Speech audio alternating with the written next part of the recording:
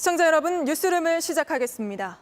수도권 거리두기 4단계에 들어간 지 벌써 일주일째입니다. 하지만 확진자 수는 좀처럼 꺾이지 않고 있습니다.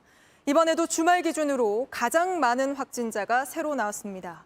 수도권 밖에서도 확진자가 늘면서 이대로라면 다음 달 하루 확진자가 3,000명을 넘길 수 있다는 암울한 전망까지 나옵니다.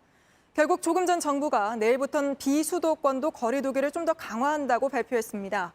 4명까지만 모일 수 있고 제주는 3단계, 강원도 강릉은 4단계가 적용됩니다. 사실상 전국이 셧다운에 들어가는 건데 이 와중에 걱정되는 일이 또 생겼습니다. 이달 초 민주노총의 대규모 집회 참석자 가운데 확진자가 나온 겁니다. 먼저 이 소식부터 윤재영 기자가 보도합니다. 이달 초 민주노총이 주최한 전국 노동자 대회에는 조합원 8천여 명이 참가했습니다. 이 가운데 3명의 확진자가 나왔습니다. 공공운수노조에서 일하는 동료입니다. 증상은 지난 14일부터 나타났습니다. 방역당국은 집회 참가자 모두 진단검사를 받으라는 행정명령을 내렸습니다. 여러 차례 자제를 요청했던 집회의 참석자 중에 확진자가 발생된 것에 대해서 깊은 유감을 표합니다.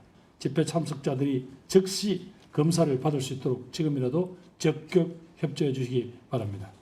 민주노총은 즉각 반발했습니다.